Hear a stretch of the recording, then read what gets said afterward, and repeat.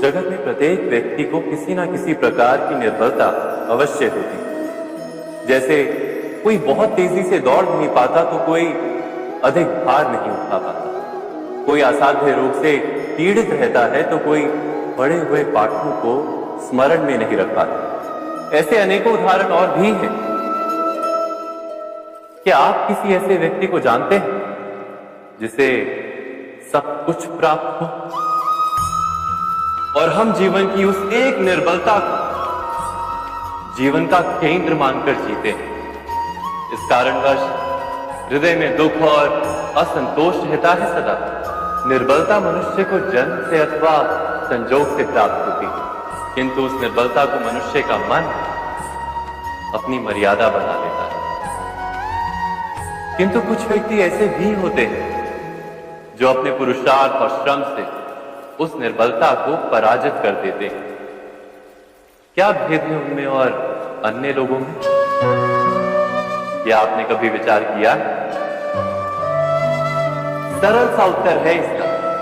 जो व्यक्ति निर्बलता से पराजित नहीं होता, जो पुरुषार्थ करने का साहस रखता है हृदय में, वो निर्बलता को पार कर जाता है। अर्थात निर्बलता अवश्य ईश्वर देता है, किंतु मर्यादा मनुष्य का मन ही निर्मित करता है। स्वयं विचार कीजिए।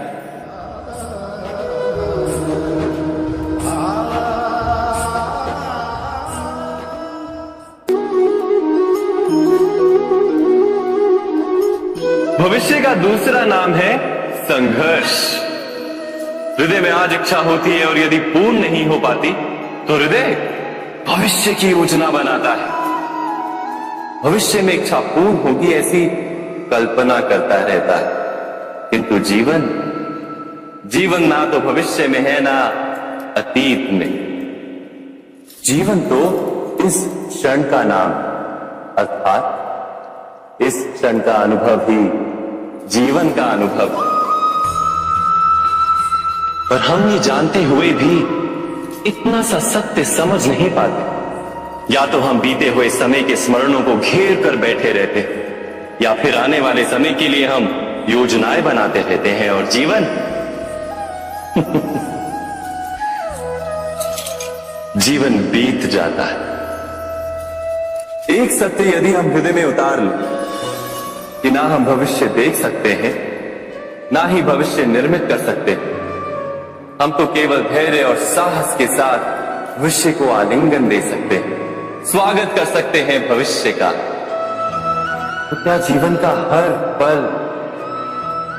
जीवन से नहीं भर जाएगा? स्वयं विचार कीजिए।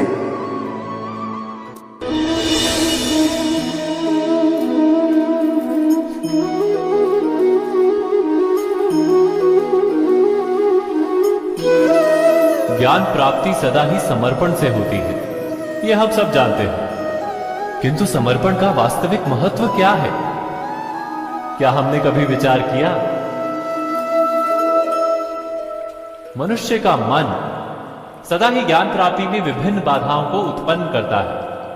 कभी किसी अन्य विद्यार्थी से ईर्ष्या हो जाती है, कभी पढ़ाए हुए पाठों पर संदेह जमता है, और कभी गुरु द्वारा दिया गया दंड मन को अहंकार से भर देता है। नहीं, क्या ऐसा नहीं होता? न जाने कैसे कैसे विचार मन को भटकाते हैं, और मन की इसी अयोग्य स्थिति के कारण हम ज्ञान प्राप्त नहीं कर पाते। मन की योग्य स्थिति केवल समर्पण से निर्मित होती है। समर्पण मनुष्य के अहंकार का नाश करता है, ईर्ष्या, महत्वाकांक्षा आदि भावनाओं को दूर कर हृदय को शांत करता है और मन को एकाग्र करता है। वास्तव में ईश्वर की सृष्टि में ना ज्ञान की मर्यादा है, ना ज्ञानियों की।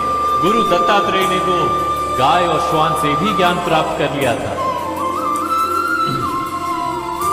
अर्थात विषय ब्रह्म ज्ञान का हो या जीवन के ज्ञान का या गुरुकुल में प्राप्त होने वाले ज्ञान का, उसकी प्राप्ति के लिए गुरु से अधिक महत्व है उस गुरु के प्रति हमारा समर्पण। क्या यह सत्य नहीं?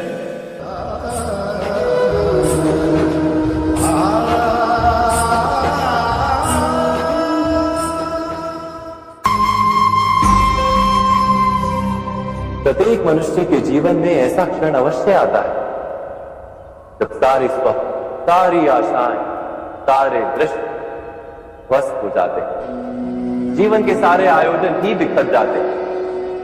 एक और धर्म होता है और दूसरी ओर सुख। इसी को धर्म संकट कहते हैं। जब धर्म का वहन ही संकट हो और धर्म का त्याग ही सुख।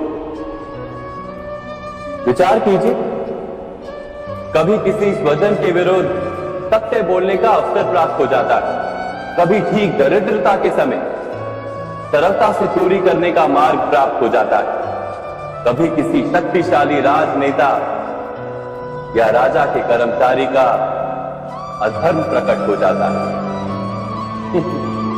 सबके जीवन में ऐसी घटना बनती ही रहती।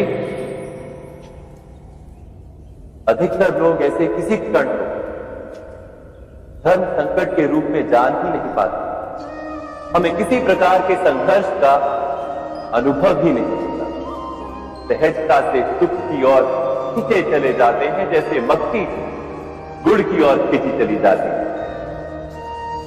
वास्तव में धर्म संकट का क्षण ईश्वर के निकट जाने का क्षण होता है। यदि हम संघर्षों से भयभीत ना, सुख की ओर आकर्षित ना, अपने धर्म पर दृढ़ रहे, तो ईश्वर का साक्षात्कार दूर नहीं।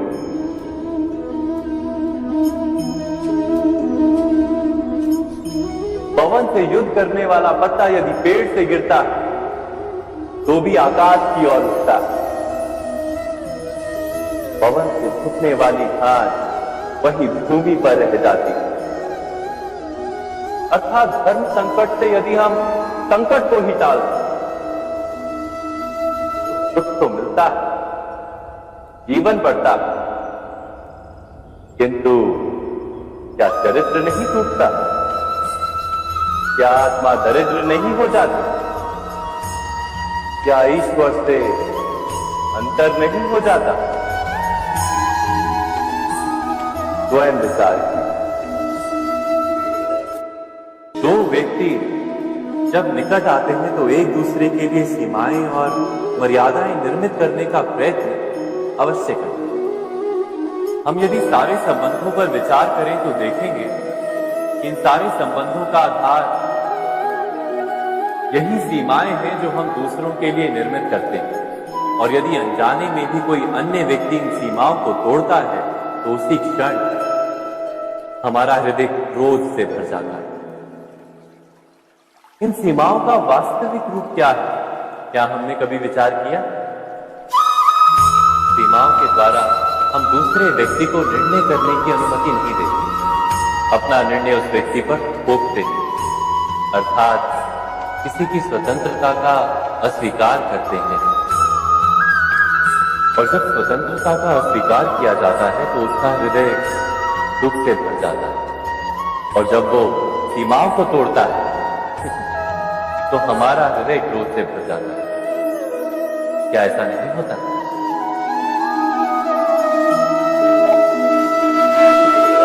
पर यदि एक दूसरे की स्वतंत्रता का सम्मान किया जाए तो किसी मर्यादाओं या सीमाओं की आवश्यकता ही नहीं होती। अर्थात जिस प्रकार स्वीकार किसी संबंध का देह है, क्या वैसे ही स्वतंत्रता किसी संबंध की आत्मा नहीं? स्वयं विचार कीजिए। सबके जीवन में ऐसा प्रसंग अवश्य आता है कि सत्य कहने का निश्चय होता है हृदय, किंतु मुख से सत्य निकल नहीं पाता। कोई भय मन को घेर लेता है। किसी घटना अथवा प्रसंग के बारे में बात करना या फिर स्वयं से कोई भूल हो जाए उसके बारे में कुछ बोलना, क्या ये सत्य है? नहीं, ये तो केवल तथ्य है। अर्थात जैसा हुआ था वैसा केवल बोल देना सामान्य सी बात है। किंतु कभी कभी उस तथ्य को बोलते हुए भी भय लगता है। कदाचित किसी दूसरे की भावनाओं का विचार आता है मन, दूसरे को दुख होगा ये भय भी शब्दों को रोकता है। तो ये सत्य क्या है? क्या हमने कभी विचार किया है? जब भय रहते हुए भी कोई तथ्य बोलता है तो वो सत्य कहलाता है। वास्तव में सत्य कुछ और नहीं, केवल निर्भयता का दूसरा नाम। और निर्भय होने का कोई समय नहीं होता, क्योंकि निर्भयता आत्मा का स्वभाव है। अर्थात क्या प्रत्येक क्षण सत्य बोलने का क्षण नहीं होता?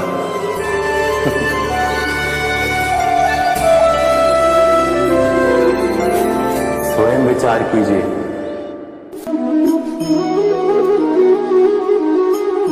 श्रेष्ठता का क्या अर्थ है? श्रेष्ठता का अर्थ है दूसरों से अधिक ज्ञान प्राप्त करना। अर्थात मूल्य इस बात का नहीं कि स्वयं कितना ज्ञान प्राप्त किया, मूल्य इस बात का है कि प्राप्त किया हुआ ज्ञान अन्य लोगों से कितना अधिक है। अर्थात श्रेष्ठता की इच्छा ज्ञान प्राप्ति को भी एक स्पर्धा बना देती है। और स्पर्धा में विजय अंतिम कब होती है?